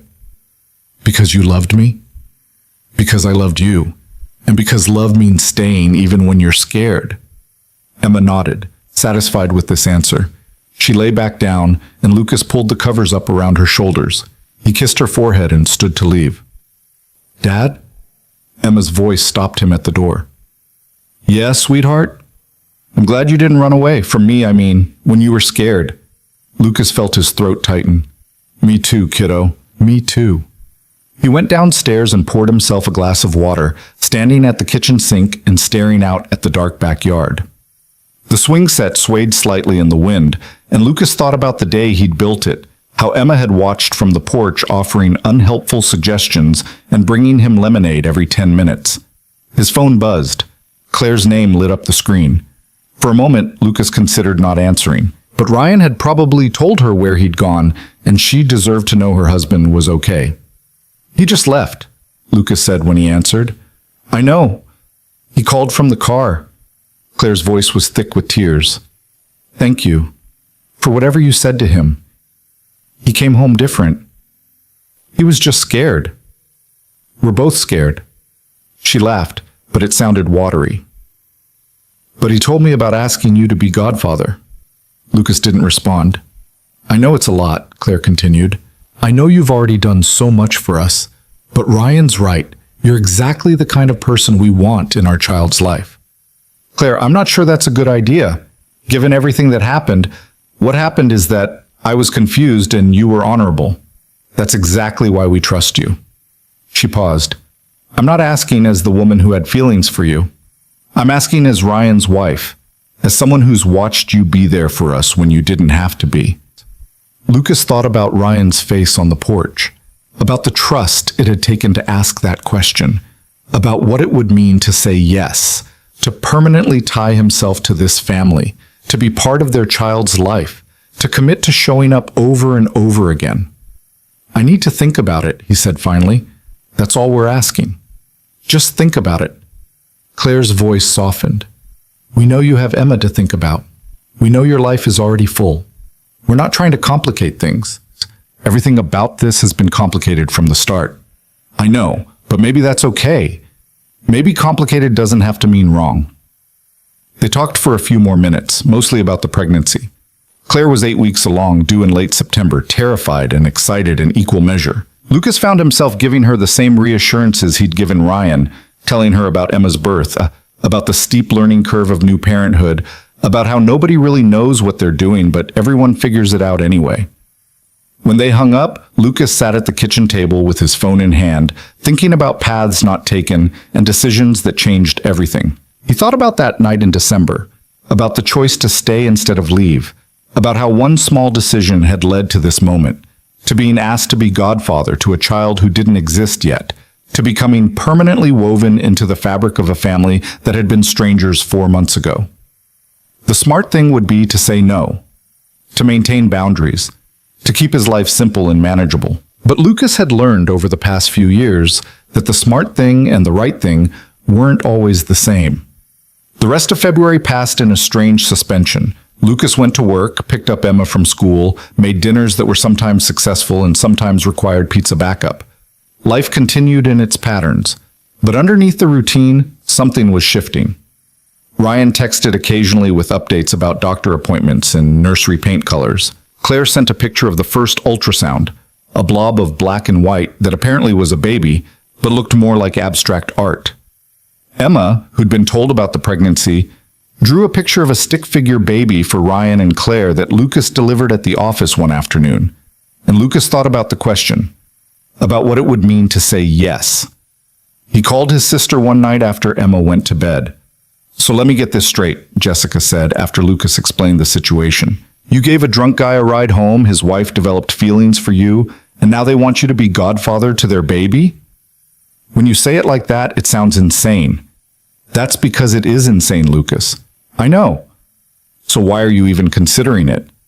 Lucas thought about that, about Ryan's face when he'd asked the question, about the way Emma had drawn that picture without being asked, about Claire's voice when she'd said, maybe complicated doesn't have to mean wrong, because they need me, he said finally, and because I understand what they're going through, and because... He stopped. Because what? Because it feels like maybe this is why everything happened, why I was at that party, why I didn't walk away. Maybe it was leading to this. Jessica was quiet for a moment. You don't believe in fate. I don't. But I believe in showing up when you're needed. And they need me. What about what you need? What about protecting yourself? What about Emma? Emma likes them. She drew them a picture. Emma's 8. She'd draw a picture for a stranger on the bus. Lucas laughed despite himself. Fair point. Look, Jessica said, her voice gentling. I'm not saying don't do it. I'm just saying make sure you're doing it for the right reasons. Not because you feel guilty. Not because you're trying to fill some void Amanda left, but because you genuinely want this responsibility. I don't know if I want it, Lucas admitted, but I think I need to do it anyway. Why? Because Ryan asked me. Because he trusted me with something this big, and because Lucas paused, trying to find the right words. Because maybe we're not meant to keep our lives small and safe. Maybe we're supposed to let people in even when it's complicated. Jessica sighed. You sound like Mom. Is that a bad thing? No, Mom was usually right. She was just also usually exhausting to argue with. They talked for a while longer about Emma and work and the mundane details of daily life. But when Lucas hung up, he knew what his answer would be. He called Ryan the next morning. I'll do it, Lucas said when Ryan answered. I'll be the godfather. Ryan was silent for so long, Lucas thought the call had dropped. Then he heard it, the sound of a grown man trying not to cry. Thank you, Ryan whispered. Thank you. You don't know what this means. I think I do. We're going to do this right, Claire and me. We're going to be the kind of parents this kid deserves. I know you will. And we're going to make sure they know you, really know you, not just as some random godfather who shows up at birthdays, but as someone who matters. Lucas felt emotion rising in his chest. Ryan, I mean it. What you've done for us, for me, I can't ever repay that. But I can make sure my kid knows what real integrity looks like, what showing up means, what it looks like to care about people even when it's hard. They talked for a few more minutes about logistics and plans, about when to tell family and whether they'd find out the gender. Normal conversations about an impending arrival, the kind parents-to-be had been having since the beginning of time. When Lucas hung up, he felt something settle in his chest. Not certainty exactly, but purpose, direction. The sense that he was exactly where he was supposed to be. That night at dinner, Emma asked if he'd decided about being a godfather. I said yes, Lucas told her. Emma grinned. Good. That means we get to see the baby all the time, right? Probably pretty often, yeah. Can I help babysit? When you're older, maybe. Emma bounced in her seat, already planning elaborate scenarios involving teaching the baby to read and draw and all the important things 8-year-olds knew about. Lucas watched her excitement and felt gratitude wash over him. This was what life looked like now. Not the one he'd planned with Amanda, not the small, careful existence he'd built after she died. But something bigger, messier, full of unexpected connections and responsibilities that terrified him as much as they sustained him. Later, after Emma was asleep, Lucas stood on the back porch in the cold March night and thought about the journey that had led here. From a December parking lot to this moment, from one decision to help a stranger to becoming godfather to that stranger's child. He thought about Amanda, about whether she'd approve of the life he was building. He thought she would. Amanda had always believed in showing up, in caring, in building community even when it was inconvenient. His phone buzzed one last time that night. Claire, Ryan told me you said yes. I cried for 20 minutes. Thank you for believing in us. Thank you for staying. Lucas typed back, thank you for letting me be part of this. Claire, you already were. We're just making it official. Lucas put his phone away and looked up at the stars, cold and distant and perfect. Somewhere up there, maybe Amanda was watching. Maybe she was proud of the man he'd become, not despite his grief, but because of it. Because grief had cracked him open and made room for compassion he hadn't known he was capable of. Or maybe she wasn't watching. Maybe the universe was random and indifferent, and meaning was something you built yourself from the broken pieces of what used to be.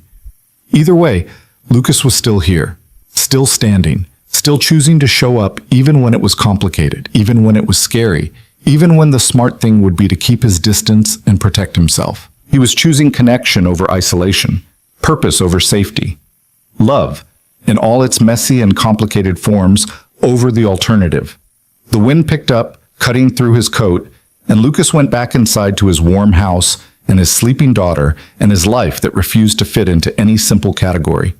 And for the first time in a long time, that felt exactly right. Spring arrived slowly that year, fighting winter for every degree of warmth, every hint of green pushing through frozen ground.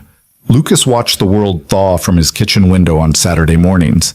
Emma beside him measuring flour for pancakes while talking about end-of-year school projects and summer plans that felt impossibly far away.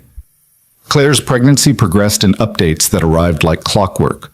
Ultrasound photos, measurements, the news at 20 weeks that they were having a boy. Ryan sent Lucas a picture of himself holding up tiny blue sneakers with a caption that just said, "I can't believe this is real." Lucas could believe it. He'd lived it. The surreal transition from abstract concept to concrete reality, from someday to right now, from thinking about parenthood to holding an actual human being who depended on you for everything. He texted back, "It gets more real every day, and more terrifying, and more amazing. Ryan, how do you prepare for something you can't possibly prepare for?" Lucas, "You don't. You just show up and figure it out as you go." Ryan, "That's not very reassuring." Lucas, "Welcome to parenthood."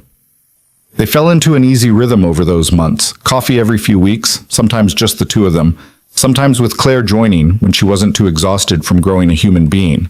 Lucas found himself becoming part of their preparation, helping Ryan paint the nursery a soft gray blue, offering advice on car seats and cribs, listening to Claire's anxieties about labor and delivery with the patience of someone who'd sat through those same fears with Amanda. Emma took to the role of unofficial big sister with enthusiasm that sometimes bordered on overwhelming. She made lists of important things the baby would need to know: how to tie shoes, the best books to read, which ice cream flavors were superior. She drew pictures that covered Ryan and Claire's refrigerator, elaborate scenes of stick figures holding hands and smiling under improbably cheerful suns. She's going to be disappointed when the baby can't actually do anything for months, Lucas warned Claire one afternoon in late June. They were sitting on Claire and Ryan's back deck, watching Emma show Ryan her latest artistic creation while Claire rested her swollen feet on a chair. She was 7 months along now, round and uncomfortable and radiating the particular exhaustion of late pregnancy. "I think she'll figure it out," Claire said, smiling. "She's a smart kid, takes after her dad." Lucas felt warmth spread through his chest.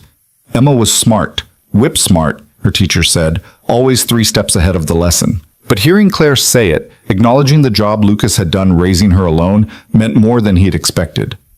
"You nervous?" Lucas asked. Terrified, excited, both, all of it. Claire put a hand on her belly. "Ryan's been reading every parenting book he can find. I think he's trying to prepare for every possible scenario. That won't work." "I know, but it makes him feel better." She looked at Lucas, eyes serious.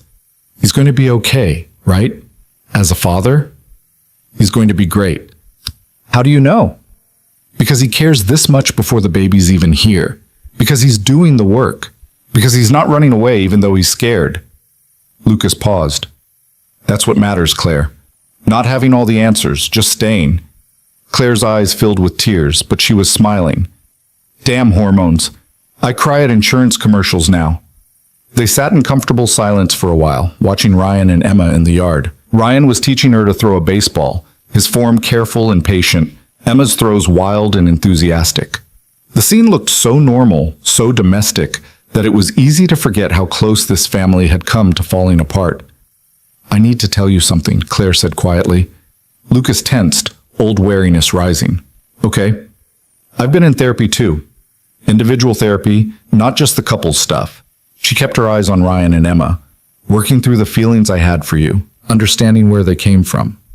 "Claire, let me finish." She turned to face him. "My therapist helped me understand that what I felt wasn't really about you. It was about feeling invisible in my own marriage, about being so focused on saving Ryan that I forgot to save myself." She smiled sadly. "You made me feel seen. That's what I fell for. Not you specifically, just the feeling of mattering again. And now? Now Ryan makes me feel seen, really seen. not just as his wife or the mother of his child, but as me. Claire's hand moved to her belly again. We're not perfect. We still have hard days, but we're building something real, something that might actually last. Lucas felt something release in his chest, a tension he hadn't realized he'd been carrying. I'm glad. Really glad. Me too. Claire reached over and squeezed his hand, brief and platonic. Thank you for being patient with us, with me, for not walking away when things got complicated. I wasn't going to walk away. I know, that's what makes you Lucas Bennett. She released his hand and settled back in her chair. When this baby comes, I want him to know you. Not just as his godfather, as the person who showed his parents what it means to show up when it matters. Lucas didn't know what to say to that, so he just nodded and watched Emma and Ryan in the yard, the baseball arcing through June sunlight, everything golden and possible. The call came on a Tuesday night in late September, 3 days before Claire's due date. Lucas was helping Emma study for a math test when his phone lit up with Ryan's name. It's time, Ryan said, his voice tight with barely controlled panic. Her water broke. We're heading to the hospital. Okay, breathe. You've got this. Lucas, I don't think I can do this. Yes, you can. You've been preparing for 9 months. Claire needs you calm and present. Right, calm, present. Ryan's breathing was too fast. Will you come to the hospital? I know it's late and you have Emma, but I'll figure it out. Which hospital? Mercy General, Labor and Delivery. I'll be there as soon as I can. Lucas hung up and looked at Emma, who was watching him with wide eyes. The baby's coming. The baby's coming. Can we go see? Lucas thought about that. It was 8:30 on a school night. The responsible thing would be to call the babysitter, put Emma to bed at a reasonable hour, handle this like a functioning adult. But Emma was bouncing on her toes with excitement, and this baby was going to be part of her life, and some moments mattered more than bedtimes. Get your shoes, Lucas said. We're going to the hospital. Emma cheered and raced upstairs. Lucas called his sister. I need a favor, he said when Jessica answered. What kind of favor? The kind where you meet me at the hospital and take Emma home when visiting hours are over. Jessica sighed, but he could hear the smile in her voice. You're really doing this, aren't you? The whole godfather thing. I'm really doing this. Okay. Text me the address. I'll be there in 30. The drive to the hospital felt surreal. Emma chattering in the back seat about babies and hospitals and whether she'd get to hold him right away. Lucas navigated through familiar streets transformed by darkness and streetlights, his mind on Ryan's panicked voice, on Claire laboring somewhere in that hospital, on the moment that was approaching when everything would change for them forever. Mercy General's labor and delivery unit was on the 4th floor, all soft lighting and hushed voices and that particular hospital smell of antiseptic and hope. Lucas checked in at the nurse's station with Emma beside him, bouncing on her toes. We're here for Claire and Ryan Cole, Lucas said. The nurse, a woman with kind eyes and gray hair pulled back in a bun, smiled at Emma. Are you the big sister? I'm the godfather's daughter, Emma announced proudly. The nurse's smile widened. Room 412. But it might be a while, sweetie. Babies come on their own schedule. They found Ryan pacing outside room 412, his shirt wrinkled, hair standing up like he'd been running his hands through it. When he saw Lucas, relief washed over his face. You came. Of course I came. Lucas put a hand on Ryan's shoulder.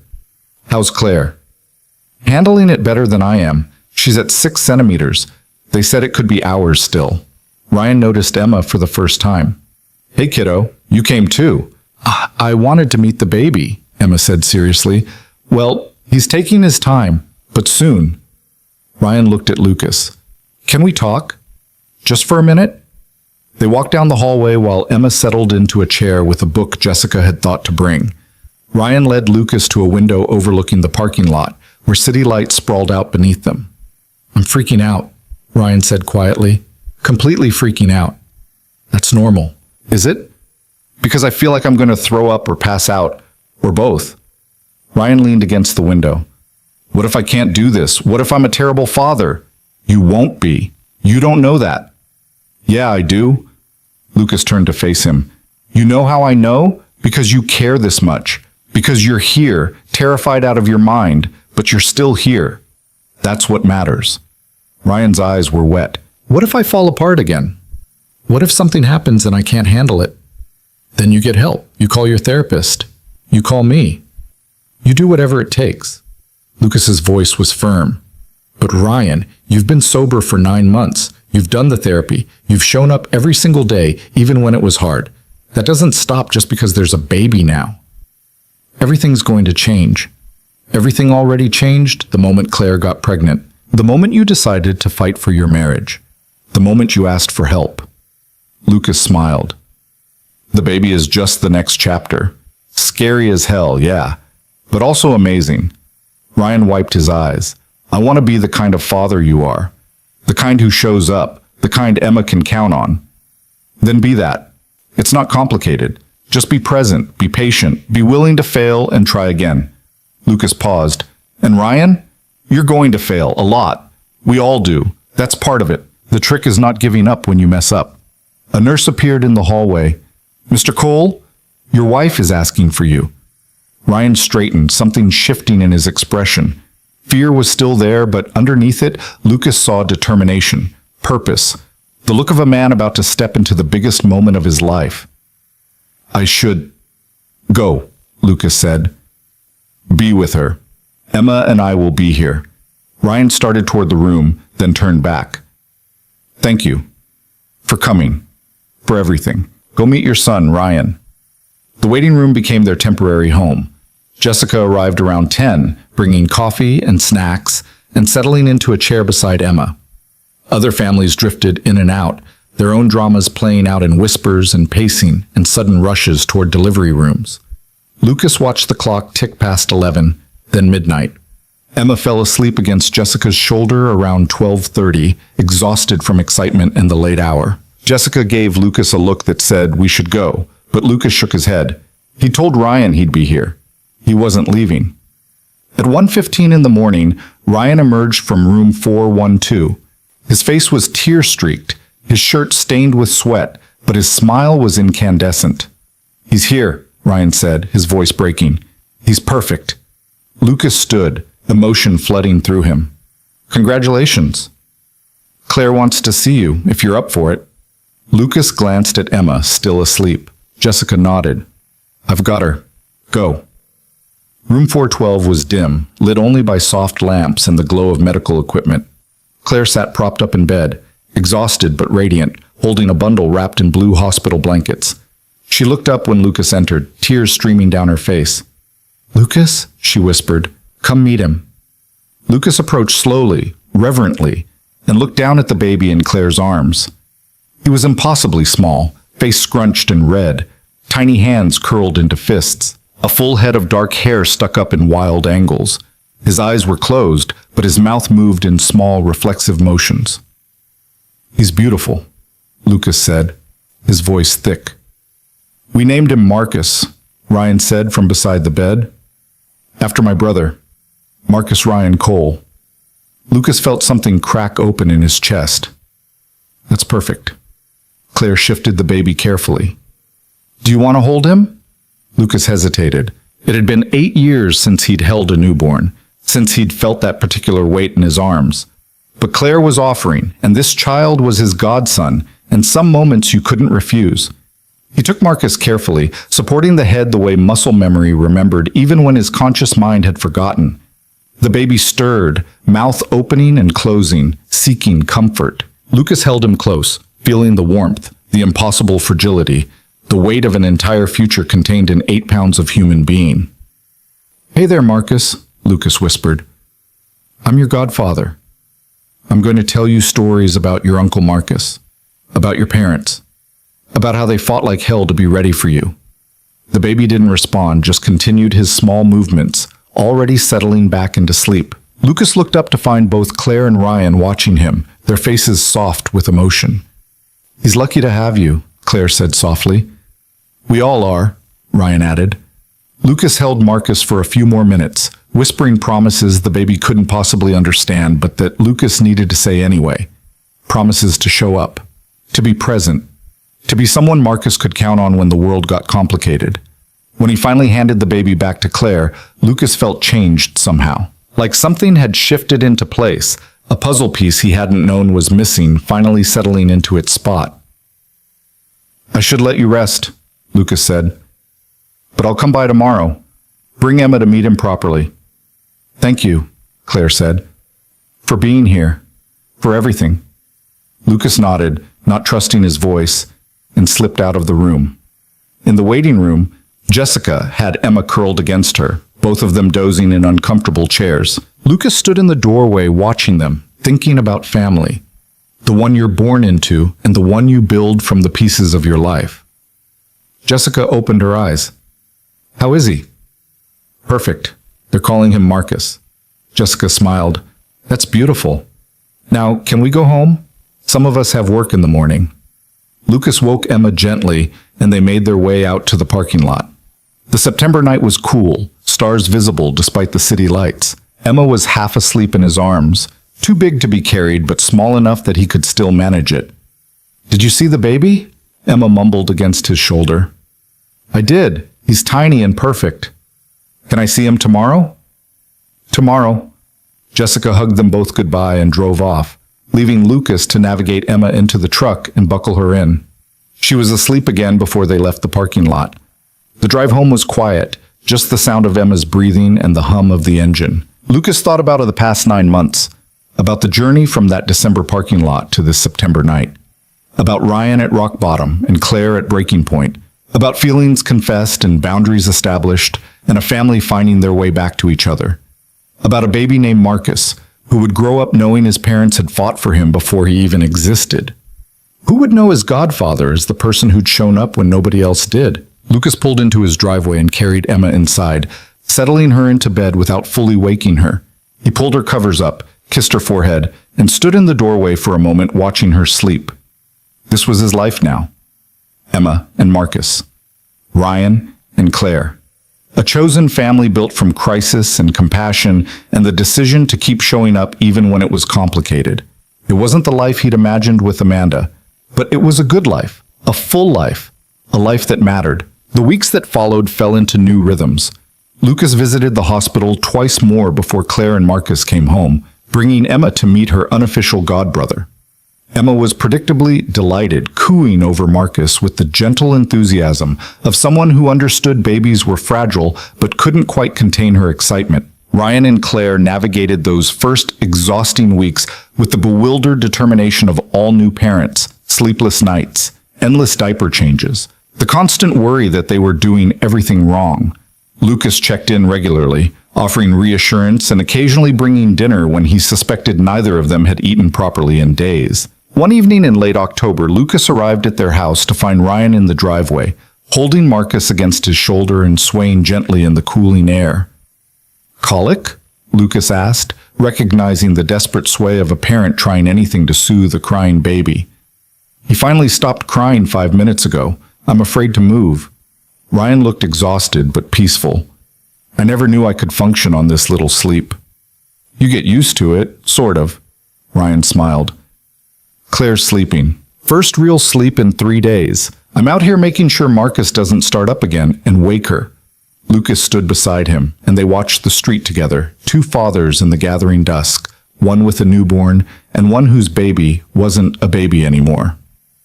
"I keep thinking about that night," Ryan said quietly. "The office party, the bar. How close I came to—" He stopped, adjusting Marcus carefully. "You saved my life, Lucas. I gave you a ride home. You gave me a reason to keep trying. You showed me what it looks like to care about someone without expecting anything back." Ryan looked at him. "I want to be that for Marcus. I want him to grow up knowing what real compassion looks like." "He will. You're already showing him." "Am I?" "You're standing in your driveway at 7:30 at night, swaying back and forth so your wife can sleep.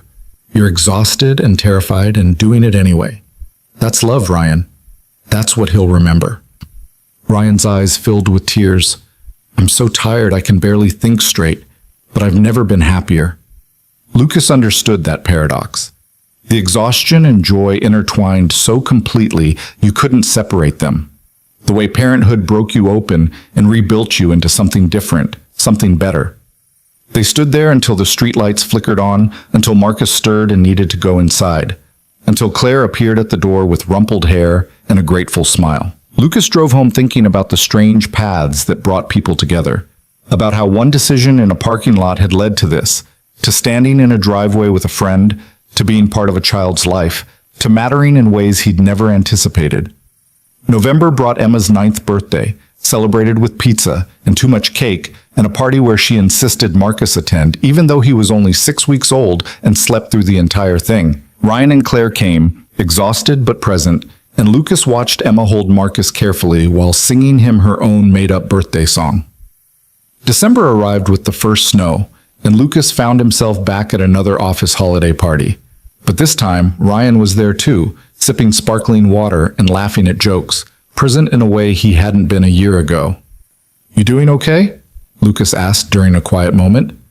"Yeah," Ryan smiled. "Really okay. 1 year sober next week." "Oh, that's huge, man. Congratulations." "Couldn't have done it without you." Ryan paused.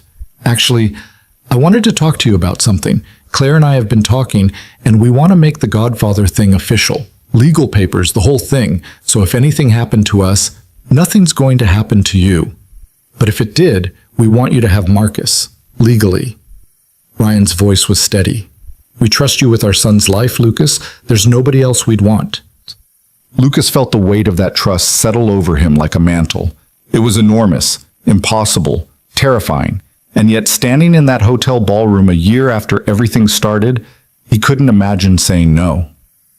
"Okay," Lucas said, "let's make it official." Ryan's relief was visible. "Thank you for everything, for being the person you are." Lucas thought about that later, driving home through December snow that reminded him of another December night, about the person he was. A single dad, a godfather, someone who'd learned that showing up was sometimes the bravest thing you could do. He thought about Amanda, about whether she'd be proud of the life he'd built. He thought she would be. Not because it looked like the life they'd planned, but because he'd refused to let loss make him smaller. He'd let it crack him open instead, make room for compassion and connection and the messy, complicated business of caring about people. The holidays passed in a blur of traditions old and new. Emma's belief in Santa hanging by a thread, but holding on for one more year. Marcus's first Christmas, documented in approximately 7,000 photos. New Year's Eve spent quietly at home, Emma asleep by 9:30, Lucas alone with his thoughts, and a glass of champagne at midnight.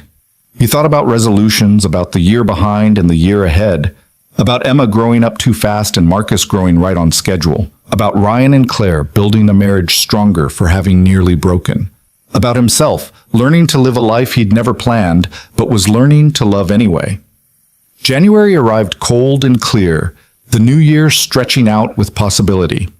Lucas stood on his back porch one Saturday morning, coffee in hand, watching Emma push Marcus in a baby swing while making up elaborate stories about dragons and knights.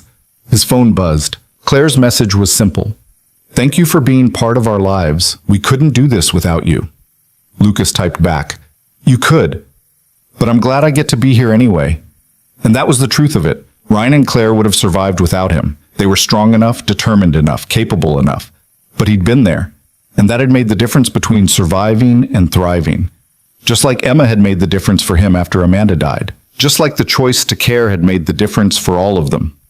Lucas watched his daughter and his godson in the winter sunlight, watched them create a moment that would probably be forgotten by tomorrow, but that mattered intensely right now. He thought about the ordinary magic of showing up, of being present, of refusing to walk away when walking away would have been easier. He thought about that parking lot in December, about the choice that had changed everything. And he thought about all the small choices since then, to answer a phone call, to meet for coffee, to hold a newborn in a hospital room at 1 in the morning. Small choices that added up to something larger than their individual parts. A life, a family, a purpose. Emma called his name, and Lucas set down his coffee and walked into the yard. Marcus reached for him with chubby baby hands, and Lucas picked him up, feeling the weight of a 7-month-old, solid and real and full of possibility. "Tell us a story, Dad," Emma said, settling beside him on the porch steps. Lucas looked at her, at Marcus, at the winter day spreading out before them. He thought about stories, the ones we tell ourselves, the ones we tell others, the ones we live without knowing their stories until we look back and see the shape of them. Once upon a time, Lucas began, there was a man who almost walked away, who almost got in his truck and drove home and let someone else handle the problem. But he didn't. He stayed. And that one small choice changed everything. Emma leaned against him, warm and solid. Marcus grabbed Lucas's finger and held on tight. And Lucas told them a story about compassion and courage and the ordinary heroism of showing up when it mattered. He told them about a parking lot and a hospital and all the moments in between, about grief and hope and the ways people saved each other without even realizing they were doing it. He told them the truth, that sometimes the smallest gestures carried the greatest weight, that caring for others was never wasted, even when it was complicated, that showing up was sometimes the bravest thing you could do. And as he told the story, Lucas realized he was telling it to himself too, reminding himself of the journey that had brought him here, to this porch, with these people, building this life from the broken pieces of what used to be. The story didn't have a neat ending. Real stories never did. But it had meaning. It had purpose. It had love in all its messy, complicated, beautiful forms. And for Lucas Bennett, sitting on his porch with his daughter and his godson on a cold January morning, that was more than enough. That was everything.